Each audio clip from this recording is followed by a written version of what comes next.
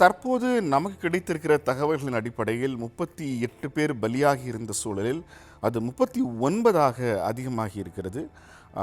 இந்த உயிரிழப்புகளை தவிர்த்து தற்போது அனுமதிக்கப்பட்டிருக்கிறவர்களை பொறுத்த வரைக்கும் கிட்டத்தட்ட ஆபத்தான சிகிச்சையில் போராடி கொண்டிருக்கிறவர்களின் எண்ணிக்கையின் பார்க்கிற போது கரூர் அரசு மருத்துவமனையில் 47 பேர் அனுமதிக்கப்பட்டிருக்கிறார்கள்.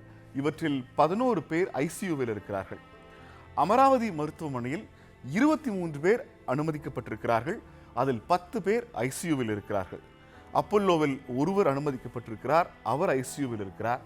அக்ஷயாவில் 6 பேர் அனுமதிக்கப்பட்டிருக்கிறார்கள். நாதன் மருத்துவமனையில் ஒருவர் அனுமதிக்கப்பட்டிருக்கிறார். கேஎம்சி மருத்துவமனையில் 3 பேர் அனுமதிக்கப்பட்டிருக்கிறார்கள். அரசு மருத்துவமனையில் அரசு மருத்துவமனையில் 47 பேரும், தனியார் மருத்துவமனைகளில் 34 பேருமாக மொத்தம் 81 பேர். இதில் கிட்டத்தட்ட 22 பேர் ஐசியூவில் இருக்கிறார்கள். மிக குறுகிய காயங்களோடு 5 பேர் டிஸ்சார்ஜ் செய்யப்பட்டிருக்கிறார்கள்.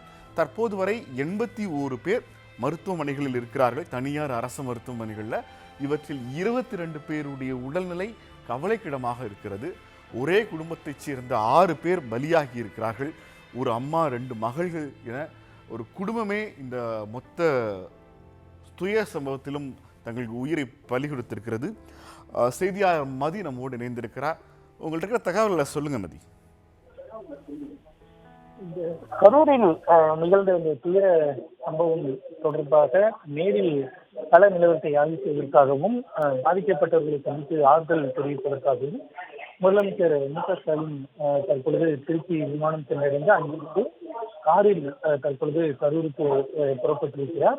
இன்னும் 1 மணி நேரம் அளவில் முதலமைச்சர் கரூர் சென்றடைந்து இன்று இரவு நேரடியாகவே கரூர் அரசு மருத்துவமனைக்கு சென்று அங்கு பாதிக்கப்பட்டு சிகிச்சை பெற்று வருபவர்களிடம் நலம் விசாரிப்பார் என்றும், மேலும் தங்களது உறவுகளை இழந்தவர்களிடம் அவர்களுக்கு நேரில் ஆறுதல் கூற இருக்கிறார். ஏற்கனவே கரூர் மருத்துவமனையில் அமைச்சர்கள் அன்பில் மகேஷ் மற்றும் ரகுபதி ஆகியோர் இருக்கிறார்கள். மேலும் கரூர் மாவட்டத்தைச் சேர்ந்த முன்னாள் அமைச்சரும் எம்எல்ஏவுமான செந்தில் பாலாஜி அங்கு இருக்கிறார். அது மட்டுமில்லாமல் கரூர் மாவட்ட ஆட்சியர் மட்டுமில்லாமல் பிற மாவட்டங்களை சேர்ந்த ஆட்சியர்களும் அங்கு பணியமர்த்தப்பட்டு இருக்கிறார்கள். மேலும் கூடுதலாக காவல்துறையும் அங்கு அனுப்பப்பட்டு இருக்கிறது.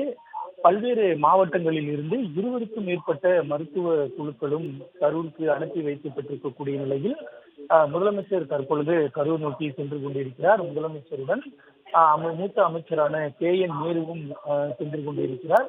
நேரடியாக மருத்துவமனைக்கு செல்லக்கூடிய முதலமைச்சர் அங்கு கள நிலவரம் தொடர்பாக ஆய்வு மேற்கொள்ள இருக்கிறார். காயமடைந்தவர்களுக்கு அளிக்கப்பட்டு வரக்கூடிய சிகிச்சைகள் தொடர்பாகவும் முதலமைச்சர் கேட்டறிய இருக்கிறார். இதனைத் தொடர்ந்து நாளை காலை முதலமைச்சர் தலைமையில் ஆலோசனை கூட்டம் ஒன்றுக்கும் ஏற்பாடு செய்யப்பட்டிருப்பதாக தகவல்கள் வெளியாகியிருக்கின்றன. அந்த கூட்டத்தில் அடுத்த கட்டமாக மேற்கொள்ளப்பட வேண்டிய நடவடிக்கைகள் குறித்தும் விவாதிக்கப்பட இருக்கிறது. இந்த நிலையில் உயிரிழந்திருக்கக்கூடிய இந்த 39 பேரில் 30 பேரினுடைய உடல்கள் வரை அடையாளம் காணப்பட்டிருப்பதாக தெரிவிக்கப்பட்டிருக்கிறது. அவ்வாறு அடையாளம் காணப்பட்டவர்களினுடைய உடல்களை அந்த உடற்கூறாய்வு செய்து அவர்களினுடைய அந்த உடலை அவர்கள் சொந்த கிராமத்திற்கு ஊர்களுக்கு அனுப்புவதற்கான ஏற்பாடுகள் தற்பொழுது செய்யப்பட்டு வருகின்றன. இன்று இரவே அடையாளம் காணப்பட்டவர்களுக்கான அந்த உடற்கூறாய்வானது நடக்கலாம் என்று ஒரு தகவலும் வெளியாகி இருக்கிறது. எனவே உடற்கூறாய்வு முடிந்த பின்னர் அவர்களை அந்த இறந்தவர்களினுடைய உடல்களை அனுப்பி வைப்பதற்காக 30 ஆம்புலன்ஸ்கள் ஏற்கனவே தயார் நிலையில் வைக்கப்பட்டிருக்கின்றன. பெரும்பாலான உடல்கள் அடையாளம் காணப்பட்டிருப்பதாக தெரிவிக்கப்பட்டிருக்கிறது. கரூரில் இவ்வளவு பெரிய ஒரு பெரும் துயர நிகழ்வு நடந்திருந்தாலும் கூட கரூரில் ஒரே கிராமத்தை சேர்ந்த 6 பேர் உயிரிழந்திருக்கிறார்கள் என்ற ஒரு தகவலும் கிடைத்திருக்கிறது.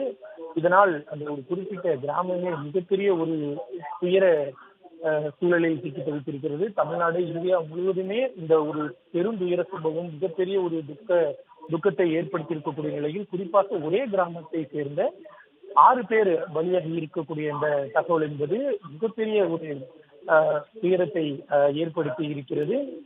இந்த நிலையில் இந்த சம்பவம் தொடர்பாக தமிழ்நாடு அரசு ஏற்கனவே ஒரு நீதிபதி தலைமையிலான ஒரு நபர் ஆணையத்திற்கும் உத்தரவிட்டிருக்கிறது. இழந்தவர்களுக்கான இழப்பீடுகளும் அறிவிக்கப்பட்டிருக்கின்றன. இந்த நிலையில் நாளைய தினம் பல்வேறு அரசியல் கட்சிகளினுடைய தலைவர்கள் கரூர் செல்ல இருக்கிறார்கள். குறிப்பாக எதிர்க்கட்சி தலைவர் எடப்பாடி பழனிசாமி, பாஜக மாநில தலைவர் நயினா நாகேந்திரன் உள்ளிட்டோர் நேரில் சென்று அங்கு பாதிக்கப்பட்டவர்களுக்கு ஆறுதலை தெரிவிக்க இருக்கிறார்கள்.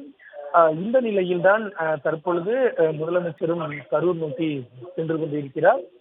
முதலமைச்சரும் கரூர் நேரடியாக கரூர் அரசு மருத்துவமனைக்கே சென்று தற்பொழுதைய நிலை குறித்து அங்கு ஆய்வு மேற்கொள்ள இருக்கிறார். மேலும் உயிரிழந்தவர்களினுடைய குடும்பத்தினருக்கும் தனது இரங்கலை தெரிவிக்க இருக்கிறார்.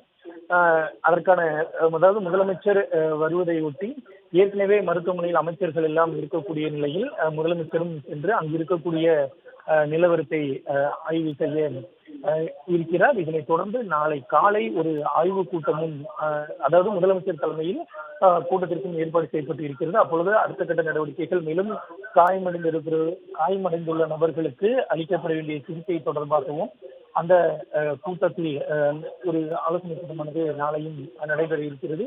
தற்பொழுது அரசை பொறுத்தவரை காயமடைந்து, அதாவது கடுமையான காயமடைந்து சிகிச்சை பெற்று அவர்களுடைய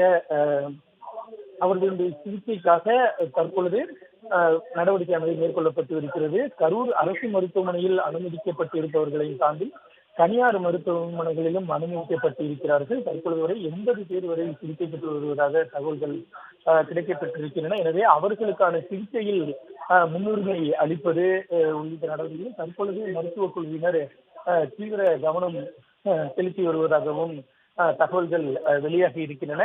தமிழ்நாடு டிஜிபி பொறுப்பு டிஜிபி வெங்கட்ராமன் செய்தியாளர்களை சந்தித்த பொழுது 38 பேர் இதுவரை உயிரிழந்திருப்பதாக தெரிவித்திருந்தார். அதனை தொடர்ந்து மேலும் ஒரு மரணம் பதிவாகி இருக்கிறது. எனவே தற்பொழுது வரை 39 பேர் உயிரிழந்திருப்பதாக அதிகாரப்பூர்வமாக அறிவிக்கப்பட்டிருக்கிறது.